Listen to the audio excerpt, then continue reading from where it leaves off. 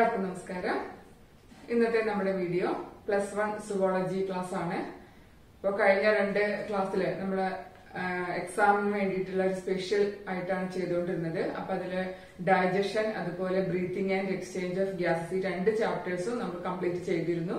അതായത് ഒരൊറ്റ ഈ ഒരു 40 or 50 മിനിറ്റ്സ് ഉള്ള വീഡിയോ കൊണ്ട് തന്നെ ആ ഒരു ചാപ്റ്റർ ഇമ്പോർട്ടന്റ് പോയിന്റ്സുകളെല്ലാം കംപ്ലീറ്റ് ചെയ്ത് പ്രീവിയസ് ഇയേഴ്സിലെ ക്വസ്റ്റ്യൻ ആൻസേഴ്സ് ആണ് നമ്മൾ ഡിസ്കസ് ചെയ്തുകൊണ്ടിരുന്നിരുന്നത്. അപ്പോ ഞാൻ ഫിസിയോളജി കണ്ടിന്യൂ ചെയ്യാനാണ് വിചാരിച്ചത്. പക്ഷെ അപ്പൊ കുറച്ച് കുട്ടികളും ടീച്ചേഴ്സും ഒക്കെ ബയോമോളിക്യൂൾസ് ആവശ്യപ്പെട്ടതുകൊണ്ടാണ് ഞാനിപ്പോ അത് ചെയ്യാന്ന് വിചാരിച്ചത്. അപ്പൊ ഈ ചാപ്റ്ററിലെ പ്രധാനപ്പെട്ട പോയിന്റ്സുകളും അതുപോലെ പ്രീവിയസ് ഇയേഴ്സിലെ ക്വസ്റ്റ്യൻ ആൻസേഴ്സും ആണ് ഇന്നത്തെ വീഡിയോയിലൂടെ ഡിസ്കസ് ചെയ്യുന്നത്. നിങ്ങൾ ആദ്യമായിട്ടാണ് ഇത് കാണുന്നത് എങ്കിൽ, ചാനൽ കാണുന്നത്, വീഡിയോ കാണുന്നത് എങ്കിൽ നിങ്ങൾ ആ ചാനൽ ഒന്ന് സബ്സ്ക്രൈബ് ചെയ്യുകയാണെങ്കിൽ, സബ്സ്ക്രൈബ് ചെയ്ത് ബെൽ ബട്ടൺ ക്ലിക്ക് ചെയ്ത് കഴിഞ്ഞാൽ ബാക്കിയുള്ള ചാപ്റ്റേഴ്സും വീഡിയോസ് ഇങ്ങനെ ചെയ്യുമ്പോൾ നിങ്ങൾക്ക് അതിന്റെ നോട്ടിഫിക്കേഷൻസ് കിട്ടുന്നതായിരിക്കും. സോ നിങ്ങൾക്ക് ക്ലാസ്സുകളൊന്നും മിസ്സാവാതെ കാണാൻ പറ്റുന്നതായിരിക്കും. ഓക്കെ, നമുക്കപ്പോ ചാപ്റ്ററിലേക്ക് കടക്കാം. Chapter is biomolecules. So biomolecules എന്നതുകൊണ്ട് ഉദ്ദേശിക്കുന്നത് ലിവിംഗ് ഓർഗാനിസങ്ങളിൽ കാണുന്ന കാർബൺ കണ്ടെയ്നിങ് കോമ്പൗണ്ട്സ് ആണ് ബയോമോളിക്യൂൾസിൽ വരുന്നത്. സോ ഈ ബയോമോളിക്യൂൾസിന് തന്നെ ആദ്യത്തെ ഒരു ക്ലാസിഫിക്കേഷൻ ഉണ്ട്, that is bio micro molecules and bio macro molecules. ഇപ്പൊ ബയോ മൈക്രോ മോളിക്യൂൾസ് പറഞ്ഞാൽ they have molecular weight less than 1000 Dalton and are found in acid soluble fraction are known as biomicromolecules. അതായത് molecular weight less than 1000 Dalton. അതുപോലെ they belongs to acid soluble fraction. അതിനെ അത്ര biomolecules നമ്മൾ ബയോമൈക്രോമോളിക്യൂൾസ് എന്നും, and that which is found in the acid insoluble fraction and molecular weight more than 10,000 Dalton are called ബയോമാക്രോമോളിക്യൂൾസ്. ഈ ഒരു കാര്യം ഞാൻ പറയാനുള്ളത് എന്താന്ന് വെച്ചാല് ഇതിനെ അടിസ്ഥാനമാക്കിക്കൊണ്ട് ഉള്ള ഒരു ക്വസ്റ്റ്യൻ സ്ഥിരമായിട്ട് എക്സാമിന് ചോദിക്കാറുണ്ട്. അപ്പൊ ഈ ഒരു കൺസെപ്റ്റ് നിങ്ങളുടെ മനസ്സിലുണ്ടായിരിക്കണം. ബയോ മാക്രോ മോളിക്യൂളും ബയോ മൈക്രോ മോളിക്യൂളും. ഒന്ന് ആസിഡ് സോളുബിൾ ആണ്, മറ്റത് ആസിഡ് ഇൻസോളുബിൾ ആണ്. Up to molecular weight 1000 Dalton, more than 10,000 Dalton. ആ ഒരു കൺസെപ്റ്റ് ഉണ്ടായിരിക്കണം. ഓക്കെ,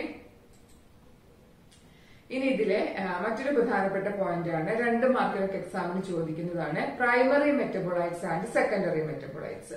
അതായത് പ്രൈമറി മെറ്റബോളൈറ്റ്സ് എന്ന് പറഞ്ഞാൽ the biomolecules which are directly involve in the physiological activity of the organism. ആ ഓർഗാനിസത്തിന്റെ ഫിസിയോളജിക്കൽ ആക്ടിവിറ്റി എന്ന് പറയുമ്പോൾ അത് ഗ്രോത്തോ ഡെവലപ്മെന്റോ whatever it may be, അപ്പൊ അത്തരം ഫിസിയോളജിക്കൽ ആക്ടിവിറ്റിയിൽ ഡയറക്റ്റ് ആയിട്ട് ഇൻവോൾവ് ആയിട്ടുള്ള തരം ബയോമോളിക്യൂൾസിനെ പറയുന്ന പേരാണ് primary metabolites. Example amino acids, sugar, lipids തുടങ്ങിയ കാര്യങ്ങളെല്ലാം എന്താണ്? ഇപ്പൊ നമ്മൾ പ്രോട്ടീൻസിലെ അമിനോ ആസിഡുകൾ എടുത്തു കഴിഞ്ഞാൽ നമ്മുടെ ഗ്രോത്തിനും ഡെവലപ്മെന്റിനും അത്യാവശ്യമാണ്, ഷുഗർ ആവശ്യമാണ്, ലിപ്പിഡ്സ് ആവശ്യമാണ്. അപ്പൊ അങ്ങനെയുള്ള ആ ഓർഗാനിസത്തിന്റെ ഫിസിയോളജിക്കൽ ആക്ടിവിറ്റിയിൽ ഡയറക്ട്ലി ഇൻവോൾവ് ആയിട്ടുള്ള ബയോമോളിക്യൂൾസ് ആണ് primary metabolites. Whereas secondary metabolites, they are not directly involved in the growth and development. ഈ സെക്കൻഡറി മെറ്റബോളൈറ്റ്സ് പറയുമ്പോൾ അവര് ഈ പറയുന്ന രീതിയിലുള്ള ഫിസിയോളജിക്കൽ ആക്ടിവിറ്റി അല്ലെങ്കിൽ ഗ്രോത്ത് ആൻഡ് ഡെവലപ്മെന്റിൽ ഡയറക്റ്റ് ആയിട്ട് ഇൻവോൾവ് അല്ല. അത്തരം ബയോമോളിക്യൂൾസ് ആണ് സെക്കൻഡറി മെറ്റബോളൈറ്റ്സ്. എക്സാമ്പിൾ ആണ് ആൽക്കലോയിഡ്സ്, ഫ്ലാവനോയിഡ്സ്, റബ്ബർ, ആന്റിബയോട്ടിക്സ്. അപ്പൊ അതിനെ കുറിച്ച് പറയുമ്പോ പിന്നെ എന്താണ് അവർ ചെയ്തത് എന്ന് വെച്ചാൽ ഇത് ആരാണോ പ്രൊഡ്യൂസ് ചെയ്യുന്നത്? എക്സാമ്പിൾ ഇപ്പോ നമുക്കറിയാം പിഗ്മെന്റ്സ്, ഈ എന്താണ് പല പ്ലാന്റുകളിൽ നിന്നും ആനിമൽസിൽ നിന്നൊക്കെ കിട്ടുന്ന ചില പ്രൊഡക്ട്സുകൾ ഉണ്ട് അല്ലെ. അപ്പൊ അത് പ്രൊഡ്യൂസ് ചെയ്യുന്ന ഓർഗാനിസങ്ങളിൽ അവരുടെ ഫംഗ്ഷൻ എന്താന്നുള്ളത് ഇപ്പോഴും കൃത്യമായിട്ട് അറിയില്ല. But many of them are economic or useful to human. പലതും മനുഷ്യന് വളരെ ഉപകാരപ്രദമാണ്. അതർ എക്സാമ്പിൾസ് ആണ് ഈ പറഞ്ഞ റബ്ബർ, ആന്റിബയോട്ടിക്സ്, ഫ്ലാവനോയിഡ്സ് തുടങ്ങിയ കാര്യങ്ങൾ. ഇതെല്ലാം ഇതിൽ വരുന്നു secondary metabolites. So primary and secondary metabolites 2 മാർക്കിന് ക്വസ്റ്റ്യൻ വരുന്നതാണ്. എക്സാമ്പിൾസ് അടക്കം പഠിക്കാം. അടുത്ത നമ്മളൊരു ബയോ മൈക്രോ മോളിക്യൂൾസിലേക്കാണ് പോകുന്നത്, that is amino acid. Amino acid എന്ന് പറഞ്ഞാൽ they are organic compound containing both amino group and carboxyl group. Amino ഗ്രൂപ്പും കാർബോക്സിൽ ഗ്രൂപ്പും അടങ്ങിയ ഓർഗാനിക് കോമ്പൗണ്ട്സിനെ പറയുന്ന പേരാണ് അമിനോ ആസിഡ്സ്. പേര് തന്നെ ഉണ്ട്, ഒരു അമിനോ ഗ്രൂപ്പും ഒരു ആസിഡ് ഗ്രൂപ്പും. അമിനോ ഗ്രൂപ്പ് എന്ന് പറയുമ്പോൾ റെപ്രസെന്റ് ചെയ്യുന്നത് NH2 എന്ന് നമ്മൾ റെപ്രസെന്റ് ചെയ്യുക. ആൻഡ് കാർബോക്സിൽ ഗ്രൂപ്പിനെ റെപ്രസെന്റ് ചെയ്യുന്നത് COOH, that is carboxyl group. നിങ്ങൾ കെമിസ്ട്രി ഒക്കെ പഠിക്കുന്നതായതുകൊണ്ട് നിങ്ങൾക്ക് പെട്ടെന്ന് മനസ്സിലാവും. Then amino acids ന്റെ പ്രത്യേകത, they are the building units of protein. പ്രോട്ടീനിന്റെ building blocks, that is amino ആസിഡുകൾ കൂടി ചേർന്നിട്ടാണ് പ്രോട്ടീൻ ഉണ്ടാകുന്നത്. ഓക്കെ, അപ്പൊ അതാണ് അമിനോ ആസിഡുകൾ. അമിനോ ആസിഡ് എന്ന് പറഞ്ഞാൽ organic compound containing an amino group, that is NH2 group, and COOH group, that is acidic group, അല്ലെങ്കിൽ കാർബോക്സിൽ ഗ്രൂപ്പ് എന്ന് പറയുന്നത്. അവര് കൂടി ചേർന്നിട്ടാണ് പ്രോട്ടീൻ ഉണ്ടായിട്ടുള്ളത്. ഇനി ഇവിടെ ഇങ്ങനെ ഒരു സ്ട്രക്ചർ നിങ്ങളുടെ ടെക്സ്റ്റ് ബുക്കിൽ കാണാം. This indicate zwitter ionic form. Because ഇങ്ങനെ ഒരു ഫോം ഉണ്ടാവാൻ കാരണം because of the ionisable nature of amino acids ആണ്. അപ്പൊ നമുക്ക് അതിന്റെ കൂടുതൽ ഡീറ്റെയിൽസ് ഒന്നും വേണ്ട. ഒരു തവണ ഇത് തന്നിട്ട് ഐഡന്റിഫൈ ദി സ്ട്രക്ചർ എന്ന് ചോദിക്കുന്നു. This is A സ്വിറ്റർ iron, that is രണ്ട് പോൾസിലും രണ്ട് ചാർജുകൾ, ഇവിടുത്തെ ചാർജ് നെഗറ്റീവും ഇവിടുത്തെ ചാർജ് പോസിറ്റീവുമാണ്. അപ്പൊ അതാണ് സ്വിറ്റർ അയണിക് ഫോം കൊണ്ട് ഉദ്ദേശിക്കുന്നത്. അപ്പൊ ഇത് എന്താണെന്ന് ചോദിച്ചാൽ നിങ്ങൾ ആ പേര് എഴുതാൻ നിങ്ങൾക്ക് അറിഞ്ഞിരിക്കണം. ഇനി മറ്റൊന്ന് നമുക്ക് അമിനോ ആസിഡിന്റെ ക്ലാസിഫിക്കേഷൻ ആണ്. That is acidic amino acid, basic amino acid and neutral amino acid. Amino ആസിഡുകളെ നമ്മുടെ ഒരു ക്ലാസിഫിക്കേഷൻ ആണ് അസിഡിക്, ബേസിക് ആൻഡ് ന്യൂട്രൽ. അപ്പൊ ആ പേരിൽ തന്നെ അറിയാം. അസിഡിക് അമിനോ ആസിഡ് ആണെങ്കിൽ തീർച്ചയായിട്ടും അവിടെ എന്തായിരിക്കും ഉണ്ടാവുക, രണ്ട് കാർബോക്സിൽ ഗ്രൂപ്പും ഒരു അമിനോ ഗ്രൂപ്പുമാണ് ഉണ്ടാവുക ഇതിൽ ആസിഡിക് അമിനോ ആസിഡില്. അപ്പൊ നമ്മൾ അതിനു മുൻപ് നമുക്കതിന്റെ ഈ അമിനോ ആസിഡിന്റെ ബേസിക് സ്ട്രക്ചർ ഒന്ന് നോക്കുകയാണെങ്കിൽ ഇതാണ് അമിനോ ആസിഡിന്റെ ബേസിക് സ്ട്രക്ചർ. ദാറ്റ് ഈസ് ഒരു കാർബൺ ഉണ്ട്, കാർബണിന്റെ വാലൻസ് 4 നമുക്കറിയാം. അപ്പൊ ആ 4 വാലൻസുകളെയും ഫില്ല് ചെയ്തിട്ടുള്ളത് ആരൊക്കെയാണ്? ഒന്ന് അമിനോ ഗ്രൂപ്പ് നമ്മൾ പറഞ്ഞു, മറ്റൊന്ന് കാർബോക്സിൽ ഗ്രൂപ്പ്, പിന്നെ 2 വാലൻസുകളിൽ ഒന്ന് ഹൈഡ്രജൻ ആണ്, മറ്റൊന്ന് R ഗ്രൂപ്പാണ്. ഈ R ഗ്രൂപ്പ് അത് ഓരോ അമിനോ ആസിഡിലും അത് ഓരോരോ ഗ്രൂപ്പുകളായിരിക്കും. R ഗ്രൂപ്പ് ഇങ്ങനെ മാറുകയാണ് ചെയ്യുക. അപ്പൊ അതനുസരിച്ച് അമിനോ ആസിഡുകൾ മാറും, അവരുടെ പേരുകളും മാറും. ബാക്കിയുള്ള ആളുകൾ എന്താണ്? ഒന്ന് COH, ഒന്ന് H2, NH, ഒന്ന് R അല്ലെ. അപ്പൊ ഈ R ഗ്രൂപ്പ് പല രീതിയിലാവാം. ഒന്നുകിൽ R ഗ്രൂപ്പ് എന്താവാം? ഹൈഡ്രജൻ ആവാം. ശ്രദ്ധിക്കാൻ, നിങ്ങൾ സ്ട്രക്ചർ ഒന്ന് ശ്രദ്ധിക്കണം. എക്സാമിന് സ്ട്രക്ചർ തന്നിട്ട് പേര് എഴുതാൻ ചോദിക്കുന്നതാണ്. അപ്പൊ ഈ R ഗ്രൂപ്പിന്റെ സ്ഥാനത്ത് ഹൈഡ്രജൻ ആണ് വന്നതെങ്കിൽ CH, NH2, COH, അതാരായിരിക്കും? That is a simplest amino acid which is known as glycine. Okay, ഇനി ആറിന്റെ സ്ഥാനത്ത് CH3 ആണെങ്കിൽ ഇപ്പൊ നിങ്ങൾ എന്ത് ചെയ്യുക, വരയ്ക്കുമ്പോ അങ്ങനെ മാറ്റി ഒന്ന് വരച്ചു വെക്കുക. ആറിന്റെ സ്ഥാനത്ത് CH3 ആണെങ്കിൽ that is amino acid alanine. And ആറിന്റെ സ്ഥാനത്ത് CH2OH ആണെങ്കിൽ that is amino acid serene. Okay, അപ്പൊ R ഗ്രൂപ്പ് ആണ് അവിടെ വാരി ചെയ്യുക. അതനുസരിച്ച് അമിനോ ആസിഡിന്റെ പേര് മാറും, അമിനോ ആസിഡ് മാറുന്നു അല്ലെ. ബാക്കിയുള്ള ആളുകൾ അവിടെ സെയിം തന്നെയാണ്. ഇനി നമ്മൾ പറഞ്ഞ ക്ലാസിഫിക്കേഷനിലേക്ക് കടക്കുമ്പോൾ അസിഡിക് അമിനോ ആസിഡ് ആണെങ്കിൽ അവിടെ 2 കാർബോക്സിൽ ഗ്രൂപ്പ് ഉണ്ടായിരിക്കും. ബേസിക് അമിനോ ആസിഡ് ആണെങ്കിൽ 2 NH2 ഗ്രൂപ്പ് ഉണ്ടായിരിക്കും. ന്യൂട്രൽ അമിനോ ആസിഡ് ആണെങ്കിൽ ഒരു NH2 ഗ്രൂപ്പും ഒരു COH ഗ്രൂപ്പും. നമുക്കറിയാം, ഒന്ന് ആസിഡ് ആണ്, ഒന്ന് ബേസ് അല്ലെങ്കിൽ ആൽക്കലി ആണ് അല്ലെ. അപ്പൊ അത് രണ്ടും ഓരോന്നാണെങ്കിൽ അമിനോ ആസിഡ് എന്തായാലും ന്യൂട്രൽ അമിനോ ആസിഡ് ആയിരിക്കും. അതിന് ഉദാഹരണങ്ങളും തന്നിട്ടുണ്ട്. അസിഡിക് അമിനോ ആസിഡിന്റെ എക്സാമ്പിൾ ആണ് ഗ്ലൂട്ടാമിക് ആസിഡ്, ദെൻ ബേസിക്കിന് lysine, neutral amino acid valine, ഓരോ എക്സാമ്പിൾസ് പറഞ്ഞു. അപ്പൊ നിങ്ങൾ ഈ ബേസിക് സ്ട്രക്ചർ നിർബന്ധമായിട്ടും അറിഞ്ഞിരിക്കണം. ഇതിനോട് കൂടെ തന്നെ ഇവിടുത്തെ 2 രീതിയിലാണ് ക്വസ്റ്റ്യൻ വരിക. ഒന്ന് ചോദിക്കാം which is A simplest amino acid, ഒരു മാർക്കിന്റെ question, which is A glycine. വേറെ രീതിയിൽ അങ്ങനെ ഡയറക്റ്റ് ചോദിക്കുന്നതിന് പകരം ഇവിടെ ഹൈഡ്രജൻ ആക്കിയിട്ടുള്ള ഡയഗ്രാം തരും, ആ സ്ട്രക്ചർ തരും, എന്നിട്ട് അതിന്റെ പേര് എഴുതാൻ ചോദിക്കും. ഇവിടെ CH2OH തരും. അപ്പൊ എന്താ അമിനോ ആസിഡിന്റെ പേര്? സെറൈൻ. ഇവിടെ CH3 ആണെങ്കിലോ ദാറ്റ് ഈസ് അലാനിൻ. അപ്പൊ നിങ്ങൾ ആ ഒരു സ്ട്രക്ചർ ഒന്ന് മനസ്സിലാക്കുക. എക്സാമിന് സ്ഥിരമായിട്ട് ചോദിക്കുന്ന ഒരു ഭാഗമാണ്. ഇനി നമ്മൾ അടുത്തത് ന്യൂക്ലിയോടൈഡുകളെ കുറിച്ചിട്ടാണ്. ഇപ്പൊ ടെക്സ്റ്റ് ബുക്കിന്റെ അതേ ഓർഡറിലാണ് പോകുന്നത്. ന്യൂക്ലിയോടൈഡ്സുകൾ. അപ്പൊ അത് നമ്മൾ ആദ്യം മനസ്സിലാക്കണമെങ്കിൽ ന്യൂക്ലിക് ആസിഡ്സുകൾ എന്താണെന്ന് പറയണം. ന്യൂക്ലിക് ആസിഡുകൾ എന്ന് പറഞ്ഞാൽ നിങ്ങൾ പഠിച്ചിട്ടുണ്ട് ചെറിയ ക്ലാസ്സില് DNA, RNA അല്ലെ, deoxy ribo nucleic acid and ribo nucleic acid. അപ്പൊ ഈ ന്യൂക്ലിക് ആസിഡുകള് ഫോം ചെയ്തിട്ടുള്ളത് ഏതുകൊണ്ടാണ്? ന്യൂക്ലിയോടൈഡ്സ്, ദാറ്റ് ഈസ് പോളിന്യൂക്ലിയോടൈഡ് അതാണ് എന്ത് ന്യൂക്ലിക് ആസിഡ്. ദാറ്റ് മീൻസ് ന്യൂക്ലിയോടൈഡുകൾ കൂടി ചേർന്നിട്ടാണ് ന്യൂക്ലിക് ആസിഡ് ഉണ്ടാകുന്നത്. So building units of nucleic acids ആണ് ന്യൂക്ലിയോടൈഡ്സ്. നമ്മൾ ഇവിടെ പറഞ്ഞു amino acids are the building units of protein. അതുപോലെ ന്യൂക്ലിയോടൈഡുകൾ കൂടി, അതായത് nucleotides are the building blocks of nucleic acid. അപ്പൊ നമ്മൾ അടുത്തതായിട്ട് എന്ത് പഠിച്ചിരിക്കണം, എന്താണ് ന്യൂക്ലിയോടൈഡിന്റെ സ്ട്രക്ചർ എന്ന് പറഞ്ഞിരിക്കണം. അപ്പൊ അതിനു മുൻപ് ഈ ന്യൂക്ലിക് ആസിഡുകളെ കുറിച്ച് നിങ്ങൾ ചെറിയ ക്ലാസ്സുകൾ പഠിച്ചു കാണും. അപ്പൊ ആ ന്യൂക്ലിക് ആസിഡ് നമുക്കറിയാം, അതിൽ നൈട്രജൻ ബേസുകൾ ഉണ്ടായിരിക്കും, ഷുഗർ ഉണ്ടായിരിക്കും, ഫോസ്ഫേറ്റ് ഉണ്ടായിരിക്കും, അല്ലെ? ഈ 3 എണ്ണങ്ങൾ കൂടി ചേർന്നിട്ടുണ്ടാവും. അപ്പൊ അതിന്റെ സ്ട്രക്ചറിലേക്ക് പോകുമ്പോൾ ഇപ്പൊ നമ്മൾ പറഞ്ഞു ഇവിടെ ന്യൂക്ലിക് ആസിഡുകൾ ഉണ്ടായിട്ടുള്ളത് ന്യൂക്ലിയോടൈഡുകൾ കൂടി ചേർന്നിട്ടാണ്. സോ ന്യൂക്ലിയോടൈഡ് എന്ന് പറഞ്ഞാൽ എന്താണെന്നാണ് ഇവിടെ പറയുന്നത്, ന്യൂക്ലിയോസൈഡും ഫോസ്ഫേറ്റും കൂടി ചേർന്നാൽ ന്യൂക്ലിയോടൈഡ് ആകുന്നു. അപ്പൊ സംശയമായില്ലേ എന്താണ് ന്യൂക്ലിയോസൈഡ് എന്നുള്ളത്?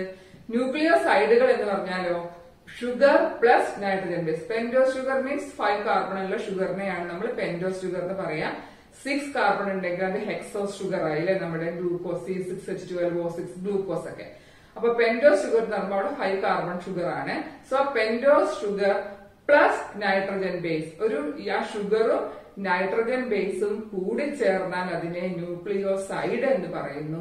ന്യൂക്ലിയോസൈഡിന്റെ കൂടെ ഫോസ്ഫേറ്റ് കൂടി ചേർന്നാൽ അതിനെ ന്യൂക്ലിയോടൈഡ് എന്നും പറയുന്നു. അങ്ങനെയുള്ള കുറെ ന്യൂക്ലിയോടൈഡുകൾ കൂടി ചേർന്നതാണ് ന്യൂക്ലിക് ആസിഡ്. ഓക്കെ അല്ലേ? Nitrogen base plus sugar, that is nucleoside. Nucleoside plus phosphate group, that is nucleotide. Nucleotide plus nucleotide plus nucleotide, അങ്ങനെ കുറെ ന്യൂക്ലിയോടൈഡുകൾ ചേർന്ന പോളി ന്യൂക്ലിയോടൈഡ് എന്താണത്? That is A nucleic acid. Okay, ഇനി ഇത് ഇതുപോലെ എക്സാമിന് ചോദിക്കുന്ന ഒന്നാണ്. ഓഡ് 1 ഔട്ട് എഴുതാനൊക്കെ ചോദിക്കുന്നതാണ്. അതായത് 3 കാര്യങ്ങൾ, ഒന്ന് നൈട്രജൻ ബേസ്, മറ്റൊന്ന് ന്യൂക്ലിയോസൈഡ്, മറ്റൊന്ന് ന്യൂക്ലിയോടൈഡ്. ഈ 3 കാര്യങ്ങളുണ്ട് അല്ലെ? അപ്പൊ നൈട്രജൻ ബേസുകൾ നിങ്ങൾക്ക് പഠിച്ചിട്ടുള്ളത് തന്നെയാണ്. Adenine, thymine, guanine, cytosine, uracil. അത് 5 എണ്ണമാണ് നൈട്രജൻ ബേസുകൾ. ഇനി ന്യൂക്ലിയോസൈഡ് എന്താണ്? നൈട്രജൻ ബേസും ഷുഗറും കൂടി ചേരുമ്പോഴാണ് എന്താകുക? ന്യൂക്ലിയോസൈഡ് ആവുക. സോ അഡിനിനോട് കൂടി ഷുഗർ ചേരുമ്പോൾ അതെന്താണ്? അഡിനോസിൻ എന്നാണ് അതിനെ പറയാ. ഇനി അതിനോട് കൂടെ ഫോസ്ഫേറ്റും കൂടെ ചേർന്ന് അതൊരു ന്യൂക്ലിയോടൈഡ് ആയി മാറുമ്പോഴോ അഡിനിലിക് ആസിഡ്. ഓക്കെ, ഇപ്പൊ തൈമിൻ, തൈമിഡിൻ, അത് ശ്രദ്ധിക്കുക. തൈമിൻ എന്താണ്? Thymidine and thymidylic acid. അപ്പൊ നമ്മൾ ആ ഒരു വ്യത്യാസം മനസ്സിലാക്കാൻ നിങ്ങള് അഡിനിനും നമുക്കറിയാം, അഡിനിനും ഗ്വാനിനും ഒരു കാറ്റഗറിയിൽ പെടുന്ന ആളും തൈമിൻ, സൈറ്റോസിൻ, യൂറാസിൽ. അഡിനിൻ ഗ്വാനിനും ഒരു ഗ്രൂപ്പും തൈമിൻ, സൈറ്റോസിൻ, യൂറാസിൽ വേറൊരു ഗ്രൂപ്പാണ്. നമുക്ക് പറയാൻ അത് എന്താണെന്നുള്ളത്. ഈ പ്യൂരിൻസ് ആൻഡ് പിരമിഡിൻസ് എന്ന് പറയുന്ന പേരുകളാണ് അവിടെ ഉപയോഗിക്കുന്നത്. അപ്പൊ അഡിനിൻ, അഡിനോസിൻ, അഡിനിലിക് ആസിഡ്. അതുപോലെ തന്നെ guanine, guanosine, guanylic acid. Whereas thymine, thymidine, thymidylic acid. Uracil, uridine, uridylic acid. ആ രീതിയിലാണ് അതിന്റെ പേരുകൾ പോവുക. അപ്പൊ നിങ്ങൾ ഈ അഡിനിനും ഗ്വാനിനും ഒരുമിച്ചും മറ്റത് 3 ഒരുമിച്ചും ആക്കി പഠിച്ചാൽ കൺഫ്യൂഷൻ ഇല്ലാണ്ട് പഠിക്കാൻ പറ്റും. സോ ഏതൊക്കെയാണ്? നൈട്രജൻ ബേസ്, അതിനോട് ഷുഗർ കൂടി ചേരുമ്പോൾ അത് എന്തായി മാറുന്നു? ന്യൂക്ലിയോസൈഡ് ആയി മാറുന്നു. ഫോസ്ഫേറ്റ് കൂടി ചേരുമ്പോൾ അത് ന്യൂക്ലിയോടൈഡ് ആയി മാറുന്നു. അപ്പൊ ഇത് തന്നിട്ട് ഈ അഡിനിലിക് ആസിഡ്, തൈമിഡിലിക് ആസിഡ് അങ്ങനെ വരുന്ന ന്യൂക്ലിയോടൈഡിന്റെ പേരായിരിക്കും. ഈ ഭാഗം ഏതാണ്? അഡിനോസിൻ, സൈറ്റിഡിൻ, ഇതെല്ലാം ന്യൂക്ലിയോസൈഡ് ആണ്. അപ്പൊ അതുകൊണ്ട് തന്നെ ഓഡ് 1 ഔട്ടായിട്ട് എക്സാമിന് ചോദിക്കുന്നതാണ്. ഇനി നമുക്ക് മേജർ ബയോമോളിക്യൂൾസിലേക്ക് നമ്മൾ കടക്കുകയാണ്. Polysaccharides, proteins, nucleic acids and lipids. ഇതാണ് 4 മേജർ ബയോമോളിക്യൂൾസ് ആയിട്ട് പറയാൻ പോകുന്നത്. സോ പോളിസാക്കറൈഡുകൾ എന്ന് പറഞ്ഞാൽ എന്താണ്? They R long chains of sugars. ഷുഗറിന്റെ ലോങ് ചെയിൻ ആണ് പോളിസാക്കറൈഡുകൾ. പോളിസാക്കറൈഡുകൾ ഉണ്ടായിട്ടുള്ള അതിന്റെ മോണോമിയേഴ്സ്. ഇപ്പൊ പോളിസാക്കറൈഡ് പോളിമർ ആണ് അല്ലെ? പോളിമർ എന്ന് പറഞ്ഞാൽ that is formed of a number of monomers. കുറെ സിമ്പിൾ യൂണിറ്റുകൾ കൂടി ചേർന്നുണ്ടാവുന്നതാണ് ഈ പറയുന്ന പോളിമർ. അതിലെ ഓരോ സിമ്പിൾ യൂണിറ്റ്സിനെയും പറയുന്ന പേരാണ് monomer. So polysaccharide is a polymer ആണ്. അതിന്റെ സിമ്പിൾ യൂണിറ്റ്സ് ആണ് മോണോസാക്കറൈഡ്. ഓക്കെ, അവിടെ കാണുന്ന ബോണ്ടുകളുടെ പേരാണ് ഗ്ലൈക്കോസിഡിക് ബോണ്ട്. അത് നമുക്ക് ബോണ്ടുകൾ പ്രധാനപ്പെട്ടതാണ്. ഗ്ലൈക്കോസിഡിക് ബോണ്ട് എന്തിലാണ് കാണുക? പോളിസാക്കറൈഡുകളിൽ കാണുന്ന ബോണ്ടാണ്. അതായത് പോളിസാക്കറൈഡില് ഈ മോണോസാക്കറൈഡുകളെ തമ്മിൽ കൂട്ടിച്ചേർത്തിട്ടുള്ള ബോണ്ടാണ് ഗ്ലൈക്കോസിഡിക് ബോണ്ട്. അപ്പൊ ഈ പോളിസാക്കറൈഡിനെ നമുക്ക് വീണ്ടും ചെറിയ ഘടകങ്ങളാക്കി ബ്രേക്ക് ഡൗൺ ചെയ്യാൻ പറ്റും. പക്ഷേ ഇപ്പൊ നമ്മളിപ്പോ മോണോസാക്കറൈഡ് പറഞ്ഞു, ഗ്ലൂക്കോസ്, ഫ്രക്ടോസ്, ഇതൊക്കെ മോണോസാക്കറൈഡ്സ് ആണ്. അങ്ങനെയുള്ള രണ്ട് മോണോസാക്കറൈഡുകൾ കൂടി ചേർന്നാൽ അത് ഡൈസാക്കറൈഡ് ആകുന്നു. മോർ ദാൻ 2 മോണോസാക്കറൈഡുകൾ കൂടി ചേർന്നാൽ അത് പോളിസാക്കറൈഡ് ആകുന്നു. നിങ്ങൾ ഡൈജഷൻ എന്നുള്ള ചാപ്റ്റർ നിങ്ങൾ കൃത്യമായി പഠിക്കുന്നുണ്ട്. പോളിസാക്കറൈഡിനെ ആദ്യം ഡൈജഷൻ നടത്തിയ നമുക്ക് ആദ്യം കിട്ടുക ഡൈസാക്കറൈഡ്സ് ആണ്. ഡൈസാക്കറൈഡുകളെ വീണ്ടും ഡൈജസ്റ്റ് ചെയ്യുമ്പോഴാണ് നമുക്ക് എന്ത് കിട്ടുക? മോണോസാക്കറൈഡ്സ് കിട്ടുന്നത്. അപ്പൊ ആ രൂപത്തിലാണ് നമ്മുടെ ബോഡിയെ അബ്സോർബ് ചെയ്യുന്നത്. അപ്പൊ ഇവിടെ ശ്രദ്ധിക്കുക, മോണോസാക്കറൈഡ് രണ്ടെണ്ണം കുടിച്ചത് ഡൈസാക്കറൈഡ് ആവും. അത് രണ്ടിൽ കൂടുതലാണെങ്കിൽ എന്തായി മാറുന്നു? പോളിസാക്കറൈഡുകളായിട്ട് മാറുന്നു. ഈ പോളിസാക്കറൈഡുകളില് കാണുന്ന ആ ബോണ്ടിന്, മോണോസാക്കറൈഡുകളെ തമ്മിൽ ലിങ്ക് ചെയ്യിക്കുന്ന ബോണ്ടുകളാണ് ഗ്ലൈക്കോസിഡിക് ബോണ്ട്. ഓക്കെ, ഇനി എക്സാമ്പിൾ നോക്കുക. Cellulose. Cellulose is a polymer of glucose. അതായത് കുറെ ഗ്ലൂക്കോസ് മോളിക്യൂൾസ് കൂടി ചേർന്നിട്ടാണ് എന്തുണ്ടായിട്ടുള്ളത്? സെല്ലുലോസ്. Then inulin. ഇനുലിൻ എന്ന് പറഞ്ഞാൽ ഇതൊരു മാർക്കിന് ചോദിക്കുന്നതാണ്. Inulin is a polymer of fructose. പിന്നെ കൈറ്റിനെ ഒരു കോംപ്ലക്സ് പോളിസാക്കറൈഡ് എന്നാണ് പറയുന്നത്. That is N acetyl glucosamine. അങ്ങനെ ഇത് ഈ പറയുന്ന മോണോസാക്കറൈഡ് യൂണിറ്റ്സുകൾ അല്ലാതെ വേറെ കുറച്ച് ആളുകളും കൂടെ ഇതിനുള്ളിൽ വരുന്നുണ്ട്. അപ്പൊ അതുകൊണ്ടാണ് അതിനെ കോംപ്ലക്സ് പോളിസാക്കറൈഡ് എന്ന് പറയാനുള്ള കാരണം. അപ്പോ ഈ പോളിമറെ കുറിച്ച് നേരത്തെ പറഞ്ഞു, കുറെ മോണോമിയേഴ്സ് കൂടിച്ചേർത്തുണ്ടാവുന്നതാണ് പോളിമർ. ആ പോളിമർ രണ്ട് തരത്തിലാണുള്ളത്. ഹോമോ പോളിമറും ഉണ്ട്, ഹെറ്ററോ പോളിമറും ഉണ്ട്. ഹോമോ പോളിമർ എന്ന് പറഞ്ഞാൽ സെയിം മോണോമിയേഴ്സ് കൂടിച്ചേർത്ത്. ഇപ്പൊ നമ്മൾ പറഞ്ഞു cellulose, it is formed of glucose. So it is എന്താണ്? Homo polymer. ഹോമോ പോളിമർ എന്ന് പറഞ്ഞാൽ ഒരേ മോണോമിയർ കൂടിച്ചേർന്നുണ്ടാവുന്നതാണ്. ഡിഫറെന്റ് മോണോമിയേഴ്സ് കൂടിച്ചേർന്നുണ്ടാവുന്നതിനെ നമ്മൾ ഹെറ്ററോ പോളിമർ എന്ന് പറയും.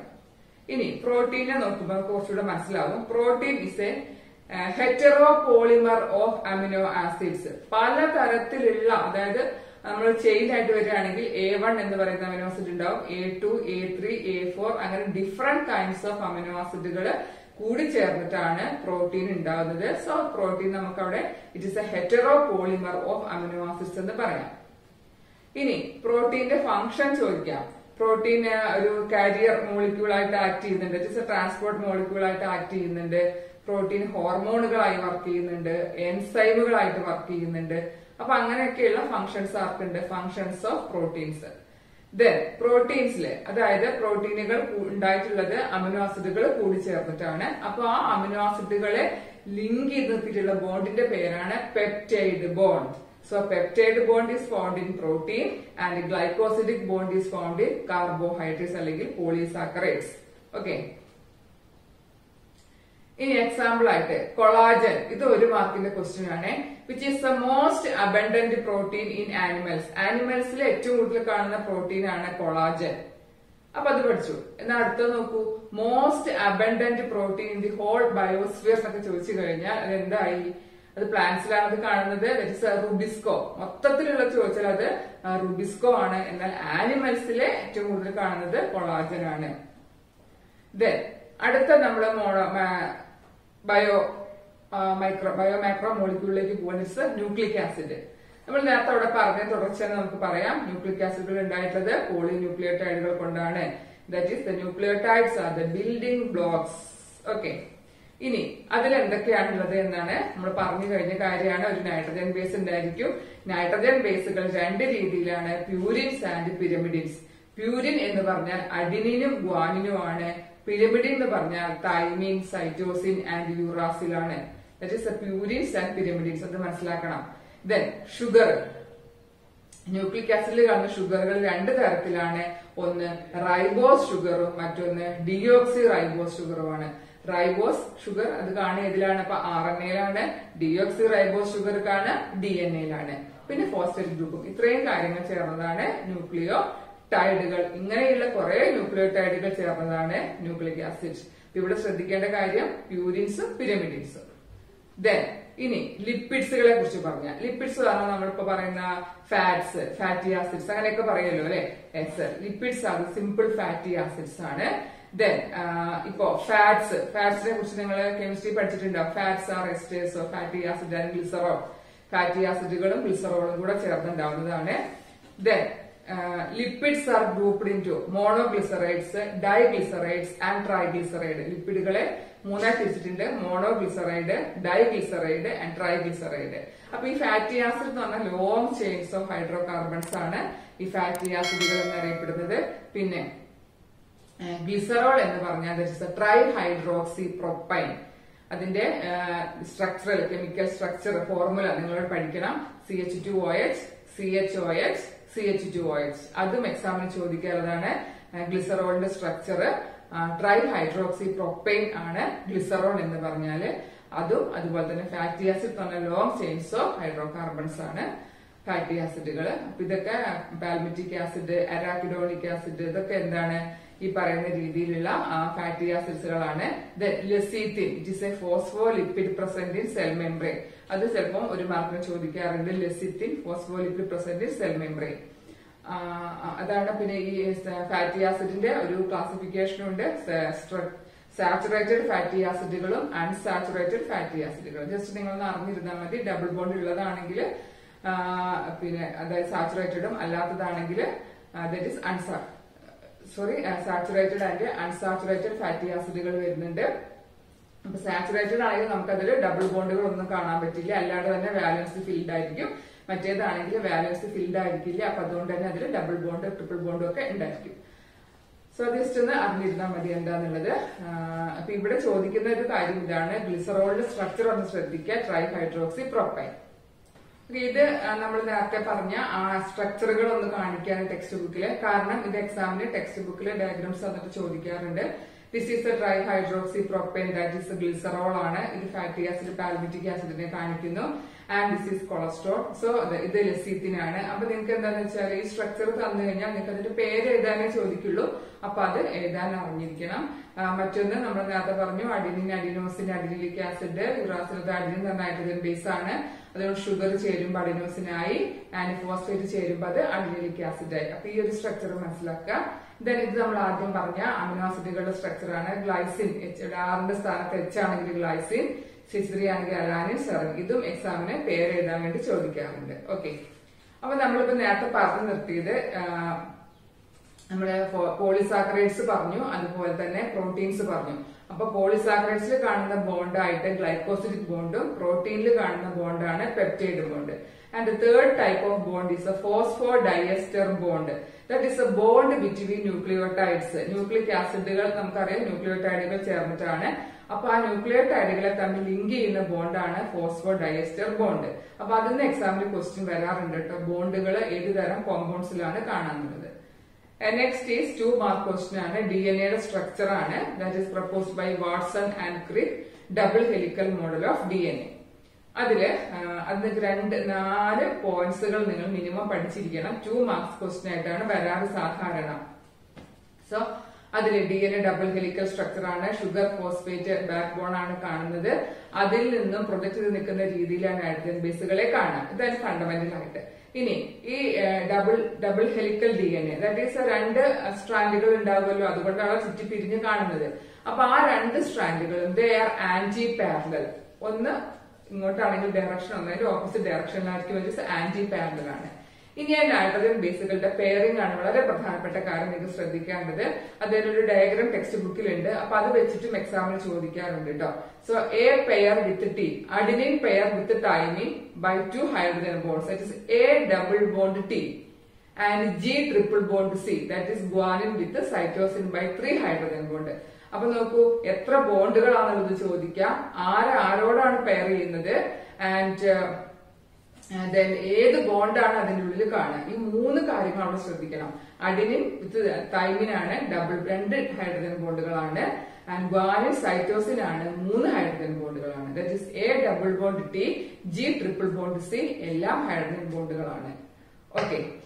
അപ്പൊ ഈ ഒരു 4 പോയിന്റുകൾ നിങ്ങൾ പഠിച്ചു കഴിഞ്ഞാൽ പിന്നെ ഇങ്ങനെ ടേണുകളായിട്ടാണ് കാണുക. ഓരോ ടേണിലും 10 ബേസ് പെയേഴ്സ് ആണ് ഉണ്ടായിരിക്കുക. അപ്പൊ ഇത്രയും ഡബിൾ ഹെലിക്കൽ സ്ട്രക്ചർ ആണ്. 2 സ്ട്രാൻഡുകൾ ഉണ്ട്, ആന്റി പാരലൽ ആണ്. Then sugar phosphate backbone ആണ്. Nitrogen bases are projecting from that backbone, and then adenine bond with thymine with 2 hydrogen bonds and guanine with cytosine with 3 hydrogen bonds. ഇത്ര എഴുതിയാൽ നിങ്ങൾക്ക് full score കിട്ടും. Okay, ഇനി നമുക്ക് പ്രോട്ടീന്റെ structure. ഇത് വളരെ പ്രധാനപ്പെട്ട ഒരു ഭാഗമാണ് പ്രോട്ടീന്റെ സ്ട്രക്ചർ. ഇത് തന്നിട്ട് ഐഡന്റിഫൈ ദ സ്ട്രക്ചർ എന്ന് ചോദിക്കാറുണ്ട്. സോ പ്രോട്ടീന് നമുക്ക് 4 സ്ട്രക്ചറുകൾ ഉണ്ട്. അതിൽ പ്രധാനപ്പെട്ടത് ഈ പറയുന്ന സെക്കൻഡറി ആൻഡ് ടെർഷ്യറി സ്ട്രക്ചറുകളാണ്. എങ്കിലും പ്രൈമറി സ്ട്രക്ചർ വളരെ സിമ്പിൾ ആണ്.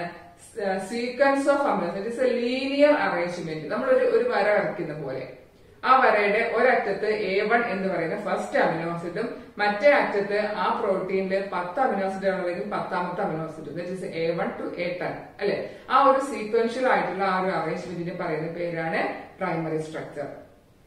ഇതിന്റെ പ്രാധാന്യം, it gives positional information. What is mean by positional information? That is ഒരു പ്രോട്ടീൻ സ്ട്രക്ചർ പറയുമ്പോൾ അതിലെ ഫസ്റ്റ് അമിനോസിഡ് ഏതാണ്, 5th ഏതാണ്, 7th ഏതാണ്, ആ ഒരു പൊസിഷണൽ ഇൻഫോർമേഷൻ ആണ് ഇത് നൽകുന്നത് പ്രൈമറി സ്ട്രക്ചർ. സെക്കൻഡറി സ്ട്രക്ചർ ആകുമ്പോൾ ദാറ്റ് ഈസ് ഹെലിക്കലി അറേഞ്ച്. നിങ്ങൾ ചിത്രത്തിൽ കാണാം, ഹെലിക്കലി അറേഞ്ച്മെന്റ് ആണ് എവിടെ secondary structure. And then tertiary structure ആകുമ്പോൾ 3 ഡയമെൻഷണൽ നെറ്റ്വർക്ക് പോലെയൊക്കെ ഫോം ചെയ്തതാണ് ടെർഷ്യറി.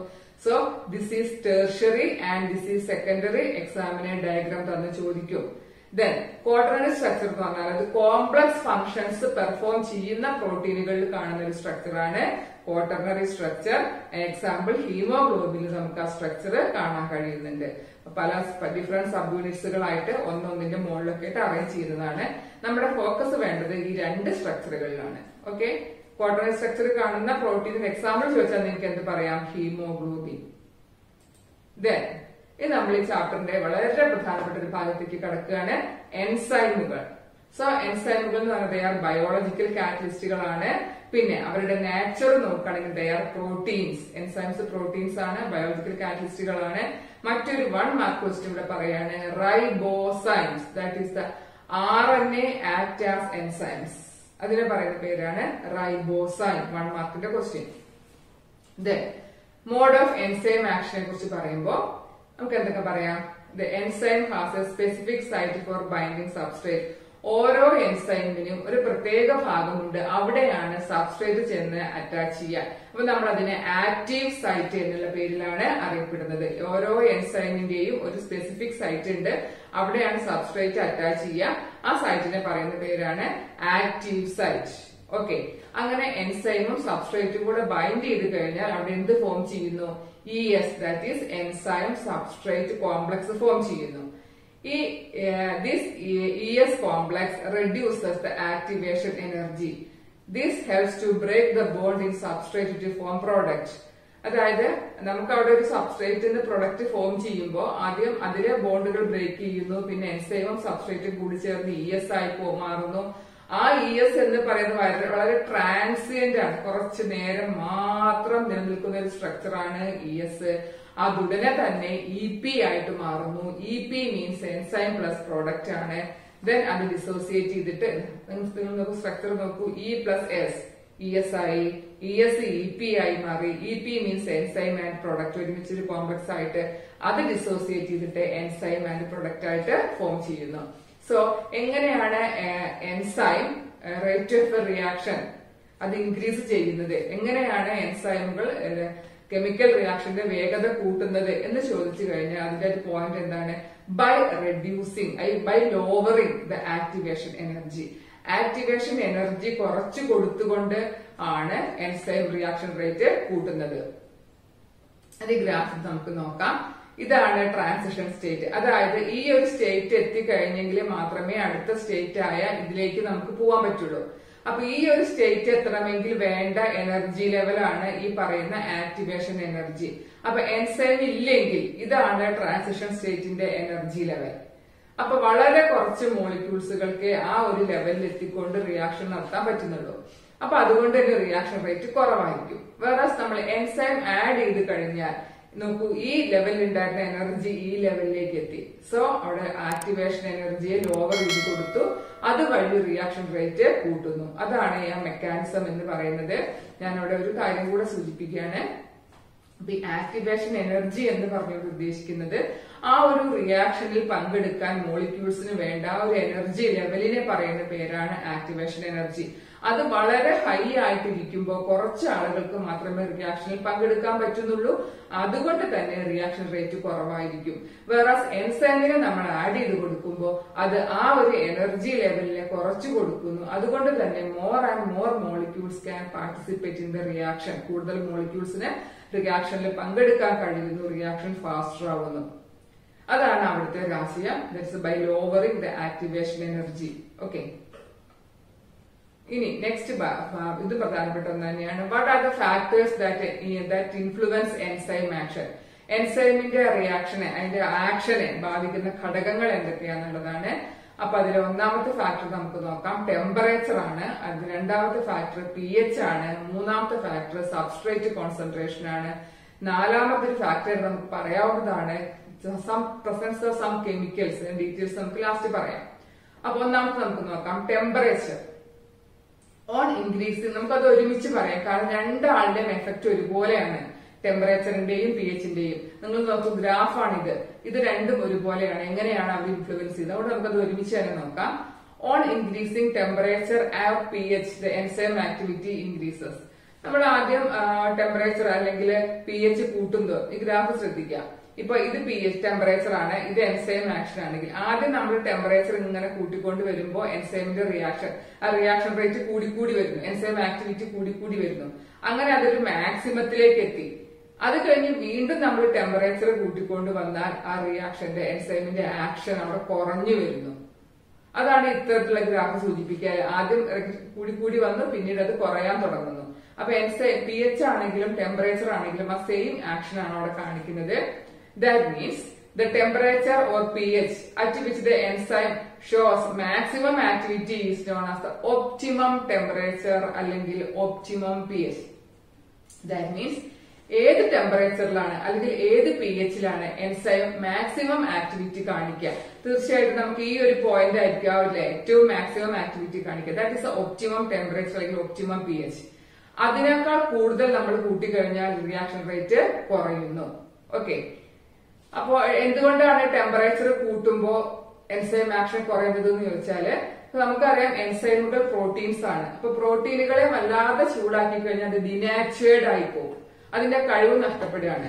ഇനി ടെമ്പറേച്ചർ വളരെ കുറവാണെങ്കിലോ എന്താ പ്രശ്നം? ഇവ ഇനാക്റ്റീവ് ആയി കിടക്കും, അവർക്ക് ആക്റ്റീവ് ആവാനും പറ്റില്ല. അതാണ് രണ്ട് കേസിൽ സംഭവിക്കുന്ന കാര്യം. ഓക്കെ, നെക്സ്റ്റ് വൺ ഈ സബ്സ്ട്രേറ്റ് കോൺസെൻട്രേഷൻ ആണ്. അപ്പൊ സബ്സ്ട്രേറ്റിന്റെ ഗ്രാഫ് നമുക്ക് കുറച്ച് വ്യത്യാസം ഉണ്ട് അല്ലെ? നമ്മളിപ്പോ സബ്സ്ട്രേറ്റ് കോൺസെൻട്രേഷനും റിയാക്ഷനും കൂടെ അങ്ങനെ വരച്ചു കഴിഞ്ഞാൽ നമ്മൾ ആദ്യമൊക്കെ സബ്സ്ട്രേറ്റ് കൂടുതൽ കൊടുക്കുന്നതോറും റിയാക്ഷൻ റേറ്റ് കൂടി കൂടി വന്നു, അങ്ങനെ അതൊരു മാക്സിമത്തിലേക്ക് എത്തി. ഇനി വീണ്ടും നമ്മൾ സബ്സ്ട്രേറ്റ് കോൺസെൻട്രേഷൻ ആഡ് ചെയ്ത് കൊടുത്തു കഴിഞ്ഞാൽ റിയാക്ഷൻ റേറ്റ് കൂടുകയല്ല, മറിച്ച് ഇത് ഇതേ രീതിയിൽ ലൈൻ അങ്ങനെ പോകും. So, increasing the substrate concentration increases the rate of enzyme action at first. തുടക്കത്തിൽ കൂട്ടാൻ തുടങ്ങി. Then, അങ്ങനെ കൂടിയിട്ട് ഇതൊരു മാക്സിമത്തിലേക്ക് എത്തുന്നു. That is known as Vmax, that is a maximum velocity. The rate of enzyme action reaches to maximum, that is a Vmax at a particular concentration of substrate.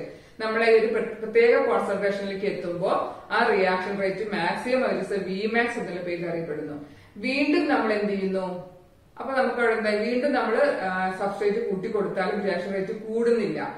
കാരണം എന്തുകൊണ്ടാണ് അങ്ങനെ കൂടാത്തത്? അപ്പോ അതിന് കാരണം there will be no more enzyme to bind with the substrate. That is, നമ്മളിപ്പോ reaction തുടങ്ങിയപ്പോ അവിടെ ഉണ്ടായിരുന്നത് ഒരു 20 എൻസൈം മോളിക്യൂൾസ് ഉണ്ടായിരുന്നു. നമ്മുടെ കയ്യില് 5 സബ്സ്ട്രേറ്റ് മോളിക്യൂൾസും ആണ് ഉണ്ടായിരുന്നത്. അപ്പൊ ഈ ഗ്രാഫിൽ പറയുന്ന രീതിയിൽ ഞാൻ സബ്സ്ട്രേറ്റുകൾ ആദ്യം 5 ആയിരുന്നു, പിന്നെ അതിലേക്ക് 5 സബ്സ്ട്രേറ്റും കൂടെ ആഡ് ചെയ്ത് കൊടുത്തു. സോ റിയാക്ഷൻ റേറ്റ് കൂടുന്നു. പിന്നെ ഞാൻ 10 ആക്കി, 15 ആക്കി. അപ്പോഴൊക്കെ എന്ത് റിയാക്ഷൻ റേറ്റ് കൂടി. അവസാനം ഞാൻ 20 ആക്കി സബ്സ്ട്രേറ്റ് കോൺസെൻട്രേഷൻ. ഇപ്പത്തെ എത്ര എൻസൈം ഉണ്ട്? അതായത് ഇപ്പൊ ഇവിടെ നമ്മുടെ കയ്യിൽ എന്താ പറയുക, 20 എൻസൈം മോളിക്യൂൾസും ഉണ്ട്, 20 സബ്സ്ട്രേറ്റ് മോളിക്യൂൾസും ഉണ്ട്. സോ അപ്പോഴാണ് നമ്മൾ എവിടെ എത്തുക? That is Vmax, maximum velocity.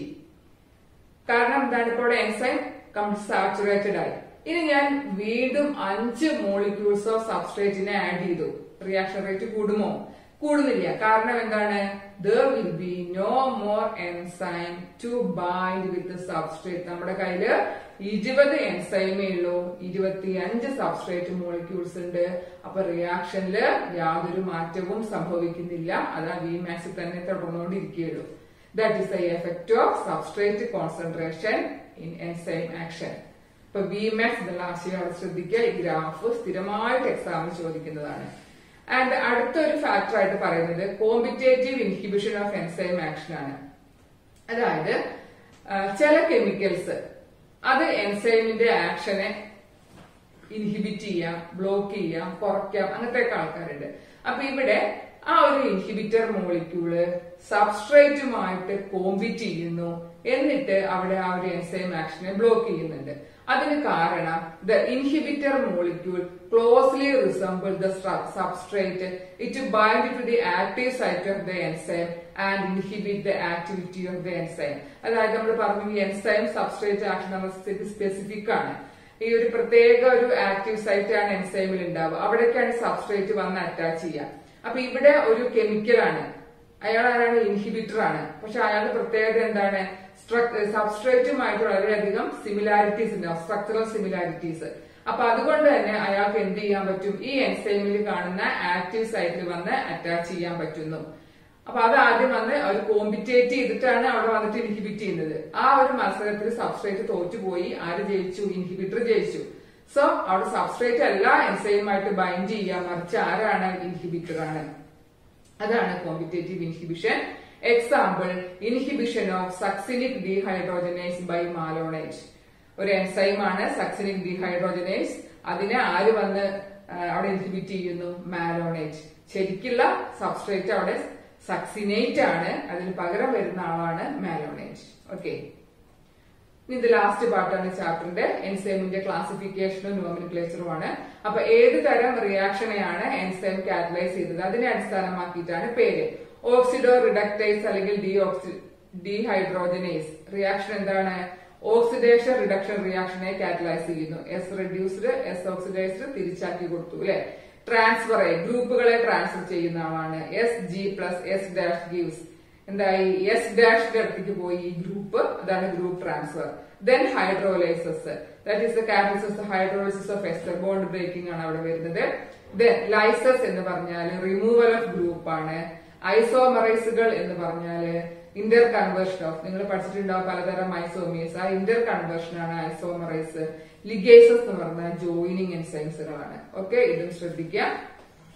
Then എൻസൈമുകളുടെ കമ്പോണൻസിനെ നമ്മൾ ക്ലാസിഫൈ ചെയ്യുമ്പോൾ എൻസൈം പ്രോട്ടീൻ ആണെന്ന് പറഞ്ഞു. പക്ഷെ ആ ഒരു പ്രോട്ടീൻ പാർട്ട് മാത്രം പോരാ എൻസൈമിന് ആക്റ്റീവ് ആയിരിക്കാൻ. അതിന്റെ കൂടെ അറ്റാച്ച് ചെയ്തൊരു നോൺ പ്രോട്ടീൻ പാർട്ട് കൂടി വേണം. സോ ദ പ്രോട്ടീൻ പാർട്ടിനെ പറയുന്ന പേരാണ് apoenzyme and non protein part is known as cofactor. 1 മാർക്കിന്റെ ക്വസ്റ്റ്യൻ ആണ്. അപ്പോ എൻസൈം പ്രോട്ടീൻ പാർട്ടാണ്, കോഫാക്ടർ നോൺ പ്രോട്ടീൻ പാർട്ടാണ്. ആ കോഫാക്ടർ നമ്മൾ 3ആയി ക്ലാസിഫൈ ചെയ്തിരിക്കുകയാണ്. Prosthetic group, coenzyme, metal ion. Non protein പാർട്ടിനെ പറയുന്ന പേരാണ് കോഫാക്ടർ. ഇതിനെ 3ആയി തിരിച്ചിരിക്കുകയാണ്. Prosthetic group, coenzyme and metal ion. Prosthetic group എന്ന് പറയുമ്പോൾ ഇതൊരു ആരാണ്? കോഫാക്ടർ ആണ്. ഇതിന്റെ പ്രത്യേകത എന്താണ്? They are tightly bound to the അപ്പോ എൻസൈം. ഈ അപ്പോ എൻസൈമിനോട് വളരെ ടൈറ്റ് ആയിട്ട് ബൗണ്ട് ചെയ്തിട്ടുള്ള, എപ്പോഴും അതിന്റെ കൂടെ കാണുന്ന ആളാണ് അതിന്റെ prosthetic group. Example heme in peroxidase. Then coenzyme, നിങ്ങൾ ബോട്ടണിയിലൊക്കെ കൂടുതലിനെ കുറിച്ച് പഠിച്ചിട്ടുണ്ടാകും. പിന്നെ NADP, നിക്കോട്ടിനാമൈഡ് അഡിനിൻ ഡൈഫോസ്ഫേറ്റ് എന്നൊക്കെ പറഞ്ഞിട്ട്. സോ അതാണ് കോ എൻസൈം. ഇതിന് പ്രത്യേകത എന്താണ്? ഇത് അപ്പോ എൻസൈമിനോട് അറ്റാച്ച് ചെയ്തിട്ടുണ്ട്, പക്ഷെ ലൂസ്ലി ബൗണ്ട് ആണ്. ഇതുപോലെ അത്രയും പ്രോസീജിയർ അത്രയും ടൈറ്റ് അല്ല. അതായത് ആവശ്യമുള്ള സമയത്ത് അതിന്റെ കൂടെ ഉണ്ടായിരിക്കും. അത്ര ലൂസ് ആയിട്ടുള്ള കണക്ഷൻ മാത്രമാണ്. ചില എൻസൈമുകൾക്ക് മെറ്റൽ അയണുകളാണ് കോഫാക്ടർ ആയിട്ട് വേണ്ടത്.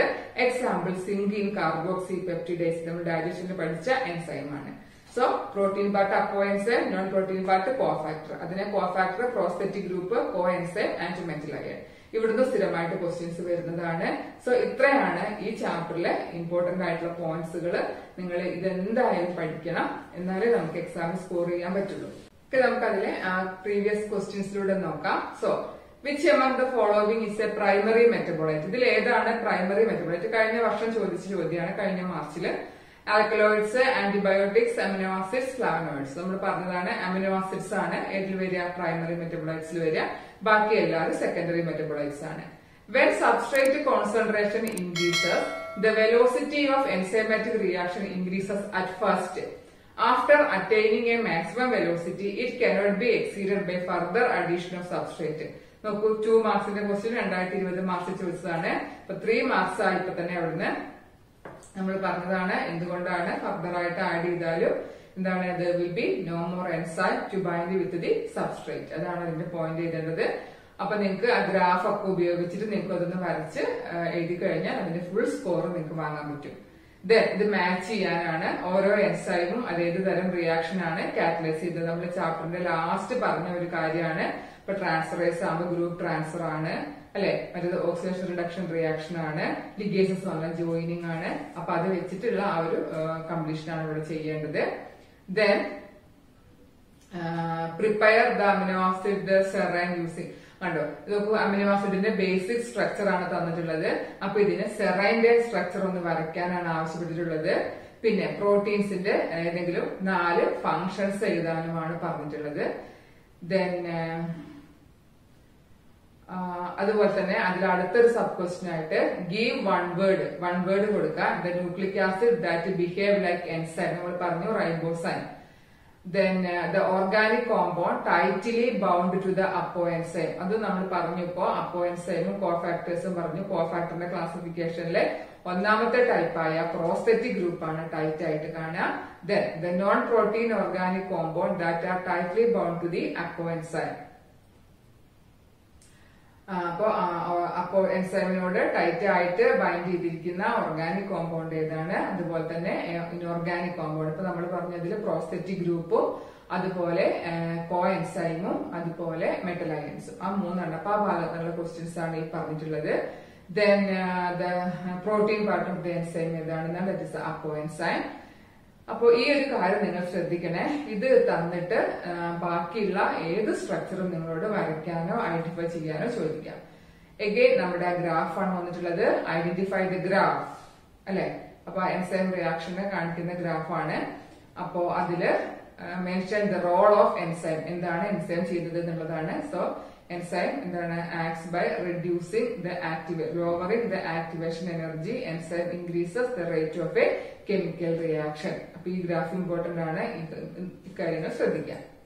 ഇത് നേരത്തെ പറഞ്ഞതാണ്. പ്രോട്ടീന്റെ 2 സ്ട്രക്ചറുകൾ തന്നിരിക്കുകയാണ്. What is A and B, mention the other 2 levels. അപ്പൊ ഇത് എ ആൻഡ് ബി. അപ്പൊ ഇത് സെക്കൻഡറി, ഇത് ടെർഷറി ആണെങ്കിൽ ബാക്കി 2 ലെവൽസ് ഏതൊക്കെയാണ്, primary and quaternary levels.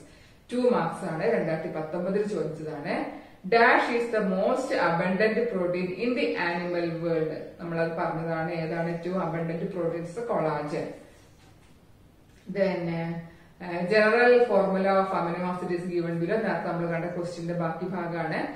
Then the molecular structure of 2 amino acid. വീണ്ടും നിങ്ങൾ നോക്കൂ, അതേ കാര്യമാണ്. സെറൈൻ അലാൻ എന്ന് പറയുന്ന 2 എണ്ണത്തിന് ഈ രീതി ഞാൻ പറഞ്ഞു. ഡയഗ്രാം തന്നിട്ട് നിങ്ങളുടെ പേര് എഴുതാൻ ചോദിക്കാം.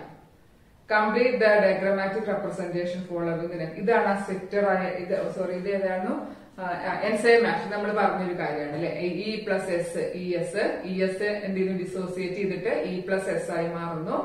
പിന്നെ എന്താ സംഭവിക്കുക, sorry E plus S gives E S ആയി. ഇ എസ് ഡിസോസിയേറ്റ് ചെയ്തിട്ട് ഇ പി അല്ലെ, എൻസൈം സബ്സ്ട്രേറ്റ് പോയിട്ട് എൻസൈം പ്രോഡക്റ്റ് ആവുന്നു. ആ എൻസൈം പ്രോഡക്റ്റ് ഡിസോസിയേറ്റ് ചെയ്തിട്ട് എൻസൈം ആൻഡ് പ്രോഡക്റ്റ് ആയിട്ട് മാറും. അപ്പൊ നമുക്ക് ഗ്യാപ്പിൽ വേണ്ട ആൾക്കാർ ഏതൊക്കെയാണ്, ഇവിടെ ഇ പി വരും, ഇവിടെ പിയും വരും. Okay, list out any 2 factors affecting enzyme activity. ഏതെങ്കിലും 2 ഫാക്ടേഴ്സ്. നമുക്ക് ടെമ്പറേച്ചർ ഉണ്ട്, പി എച്ച് ഉണ്ട്, സബ്സ്ട്രേറ്റ് കോൺസെൻട്രേഷൻ. നിങ്ങൾക്ക് ഇഷ്ടമുള്ള 2 എഴുതാം. ഓക്കെ, ഇതാ സബ്സ്ട്രേറ്റ് കോൺസെൻട്രേഷനെ കാണിക്കുന്ന ഗ്രാഫാണ്. 2018 ക്വസ്റ്റ്യൻ തന്നെ 2020 ചോദിച്ചിട്ടുണ്ട്. അപ്പൊ നിങ്ങൾ റിപ്പീറ്റ് ചെയ്ത് വരുന്ന ഭാഗങ്ങൾ പ്രത്യേകം ശ്രദ്ധിക്കാം. Okay, then fill in the blanks ആണ്. Protein amino acids are linked. ബോണ്ടുകളുടെ പേരാണ്. In proteins amino acids are linked by peptide bond അല്ലെ. ഇൻ പോളിസാക്കറൈഡ്സിൽ monosaccharides are linked by glycosidic bond. ഞാൻ പറഞ്ഞു ക്വസ്റ്റ്യൻ ചോദിക്കുന്നുള്ളത്. പിന്നെ ഇത് ഇത്തരം സ്ട്രക്ചറുകളെ ഇപ്പൊ കൊളസ്ട്രോള് അതുപോലെ തന്നെ ഇത് അമിനോ ആസിഡിന്റെ അല്ലെ ഇത് നമ്മുടെ അഡിനിലിക് ആസിഡ് അങ്ങനെ നമ്മൾ പഠിച്ചില്ലേ. അപ്പൊ അത്തരം സ്ട്രക്ചറുകളെ ഐഡന്റിഫൈ ചെയ്യാനാണ് ചോദിക്കുന്നത്. സോ നിർബന്ധമായിട്ടും അതിനാണ് ഞാനത് ടെക്സ്റ്റ് ബുക്കിൽ എടുത്ത് കാണിച്ചത് നിങ്ങൾക്ക് കേട്ടോ, അത് ശ്രദ്ധിക്കണം. Then select the wrong matched pair from the following. അപ്പൊ ഇതില് ട്രിപ്സിൻ എന്താണെന്നുള്ളത് ഇത് നമുക്ക് തീർച്ചയായിട്ടും ഡൈജഷൻ എന്നുള്ള ചാപ്റ്ററിലാണ് ട്രിപ്സിനൊക്കെ വരുന്നത്. അപ്പൊ നമ്മൾ പബ്ലിക് എക്സാമിനാകുമ്പോൾ എല്ലാ ചാപ്റ്ററും പഠിച്ചിരിക്കുമല്ലോ. അപ്പൊ അതുകൊണ്ടാണ് ഏതൊക്കെയാന്നുള്ളത് മാച്ച് ചെയ്യാൻ ചോദിച്ചിട്ടുള്ളത്. ദെൻ വീണ്ടും ഇതാ നമ്മുടെ E+S ചോദിച്ചിരിക്കുകയാണ്. ഇതിനെ നമ്മളൊന്ന് എക്സ്പ്ലെയിൻ ചെയ്യാനാണ്. ഇവിടെ അതെ വീണ്ടും നമ്മുടെ ക്വസ്റ്റ്യൻ ആണ്, ബോണ്ടിന്റെ ക്വസ്റ്റ്യൻ ആണ് ഇവിടെ വീണ്ടും വന്നിട്ടുള്ളത്. Complete the following sequence with appropriate words. Amino ആസിഡിൽ ഏത് ബോണ്ട് കാണുന്നു, പിന്നെ അതുപോലെ തന്നെ ഗ്ലൈക്കോസിഡിക് ബോണ്ട് എവിടെയൊക്കെയാണ്, ആ ഒരു കാര്യങ്ങളാണ്. ദെൻ വീണ്ടും നമ്മുടെ ഗ്രാഫ് തന്നെയാണ് റിപ്പീറ്റ് ചെയ്ത് വന്നിട്ടുള്ള സബ്സ്ട്രേറ്റ് കോൺസെൻട്രേഷനെ കാണിക്കുന്നു. What is meant by optimum temperature. അടുത്ത ക്വസ്റ്റ്യൻ നോക്കൂ, എന്താണ് ഒപ്റ്റിമം ടെമ്പറേച്ചർ? അപ്പൊ എങ്ങനെ എഴുതും? The temperature at which enzyme shows maximum activity is known as optimum temperature. Okay. Why does the enzyme activity declines at too low and at too high? ഞാൻ പറഞ്ഞു അല്ലെ, too lowയിൽ ആയിരിക്കുമ്പോൾ enzyme എന്താണ്, അതിന്റെ inactive ഫോമിലായിരിക്കും ഉണ്ടായിരിക്കുക. ഹൈ ടെമ്പറേച്ചർ ആകുമ്പോഴോ അത് ഡിനാച്ചുവേർഡ് ആയിട്ട് പോകുന്നു. കാരണം എൻസൈമുകൾ പ്രോട്ടീൻ ആയതുകൊണ്ട് തന്നെ ഹൈ ടെമ്പറേച്ചർ ഡിനാച്ചുവേർഡ് ആയിട്ട് പോകും. Why are protein heteropolymers? അപ്പൊ അതിന് ഉത്തരം എഴുതാൻ പറ്റും. നിങ്ങൾക്ക് എന്തറിഞ്ഞിരിക്കണം, എന്താണ് heteropolymers? That is the polymers formed of different kinds of monomers. As proteins are formed of different types of amino acids, proteins are heteropolymer. അതായത് ഡിഫറെന്റ് മോണോമിയേഴ്സുകൾ കൂടി ചേർന്നുണ്ടാവുന്നതാണ് ഹെറ്ററോപോളിമർ. അപ്പൊ പ്രോട്ടീൻ ഉണ്ടായിട്ടുള്ളത് ഡിഫറെന്റ് ടൈപ്സ് ഓഫ് എൻസൈം കൊണ്ടാണ്. So protein is a heteropolymer. അതിൽ തന്നിട്ടുള്ളതിൽ നിന്ന് പ്രോട്ടീനെ തിരിച്ചറിയാനാണ്. അത് വളരെ എളുപ്പമാണ്. ഏതാണ് അതിൽ പ്രോട്ടീൻ മോളിക്യൂൾ ഉള്ളത് എന്നുള്ളത്? സെല്ലുലോസ് നമുക്കറിയാം പോളിസാക്രൈഡ് ആണ്, inulin is A polysaccharide, starch is A polysaccharide. So തീർച്ചയായിട്ടും ഐഡന്റിഫൈ ദ പ്രോട്ടീൻ അല്ല ആന്റിബോഡി ആണ് പ്രോട്ടീൻ ആയിട്ട് വരിക. The type of protein structure of A and B. വീണ്ടും നമ്മുടെ ക്വസ്റ്റ്യൻ തന്നെയാണ്. എ എന്ന് പറയുന്നത് സെക്കൻഡറി സ്ട്രക്ചറും ബി എന്ന് പറയുന്നത് ടെർഷ്യറി സ്ട്രക്ചറുമാണ്. കണ്ടോ, അതേ ക്വസ്റ്റ്യൻ തന്നെയാണ് വീണ്ടും വന്നിട്ടുള്ളത്.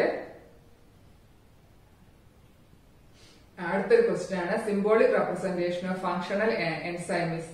അപ്പൊ അതിൽ നമ്മൾ ചെയ്യേണ്ടത് difference between cofactor and അപ്പോ എൻസൈം.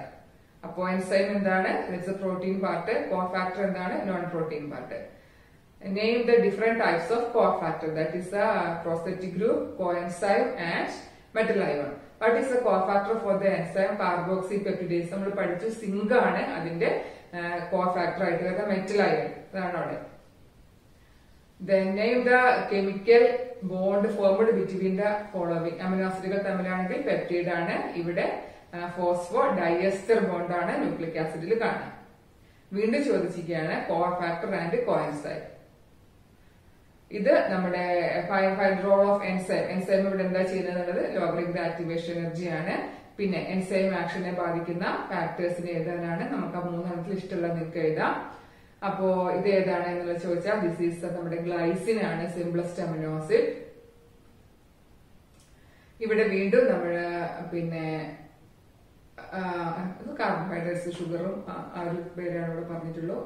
2012 ക്വസ്റ്റ്യൻ. ഇതും നമ്മുടെ ഒപ്റ്റിമം ടെമ്പറേച്ചറും ഗ്രാഫുമാണ്. ഇത് നമ്മൾ നേരത്തെ കണ്ട ക്വസ്റ്റ്യന്റെ ബാക്കിയാണ്. Identify this compound. അപ്പോൾ ഈ ഒരു സ്ട്രക്ചറുകളുടെ പ്രാധാന്യം നിങ്ങൾ മനസ്സിലാക്കുക. സെയിം ക്വസ്റ്റ്യൻ തന്നെ ആയതുകൊണ്ടാണ് ടീച്ചർ അത് വീണ്ടും വീണ്ടും വായിക്കാത്തത്. ഓക്കെ, കോ ഫാക്ടേഴ്സ്, കോ എൻസൈംസ് തുടങ്ങിയ കാര്യങ്ങൾ തന്നെയാണ് വീണ്ടും തന്നെ. ഇത്തരം ക്വസ്റ്റ്യൻസ് തന്നെയാണ് വിമാക്സ് എന്താണ് വിമാക്സ് കൊണ്ട് ഉദ്ദേശിക്കുന്നത്, എന്തുകൊണ്ടാണ് ഫർദർ ആയിട്ട് ആഡ് ചെയ്താൽ മാറ്റം വരാത്തത് തുടങ്ങിയ കാര്യങ്ങളാണ് ഇവിടെ ഗ്രാഫ് തന്നിട്ട് എന്താണ് ഇതുകൊണ്ട് ഉദ്ദേശിക്കുന്നത് എന്നാണ്. ഇതും നമ്മൾ നേരത്തെ നോക്കിയത് തന്നെയാണ്. ഡിഫറെന്റ് ടൈപ്സ് ഓഫ് എൻസൈമുകളും അത് കാറ്റലൈസ് ചെയ്യുന്ന റിയാക്ഷനും. അപ്പൊ ആ ഒരു ഏരിയ നിങ്ങൾക്ക് മനസ്സിലായല്ലോ, അതിന്റെ പ്രാധാന്യം എത്രത്തോളാണുള്ളത്. അപ്പൊ ഇത്രയും ക്വസ്റ്റ്യൻസ് ആണ് നമ്മുടെ ഈ ഒരു ചാപ്റ്ററിൽ നിന്ന് ഏറ്റവും പ്രധാനപ്പെട്ടതായിട്ട് കാണുന്നത്. ഇത്രയും ക്വസ്റ്റ്യൻസ് ആണ്. ദാറ്റ് മീൻസ് ആ ഏരിയാസ് നിങ്ങൾ കറക്റ്റ് ആയിട്ട് ഫോക്കസ് ചെയ്യുക. ഇത് പഠിച്ചതിന് ശേഷം ക്വസ്റ്റ്യൻ പേപ്പേഴ്സ് ഒന്ന് ആൻസർ ചെയ്ത് നോക്കുക. കഴിയെങ്കിൽ എഴുതി നോക്കുക, അല്ലെങ്കിൽ പറഞ്ഞു നോക്കുക. So you can score the full marks from the chapter. Okay, നിങ്ങൾക്ക് വീഡിയോ ഇഷ്ടപ്പെട്ടു എന്ന് കരുതുന്നു, ഉപകാരപ്രദമായി എന്ന് വിശ്വസിക്കുന്നു. മറ്റൊരു വീഡിയോയുമായിട്ട് വരുന്നത് വരെ നന്ദി, നമസ്കാരം.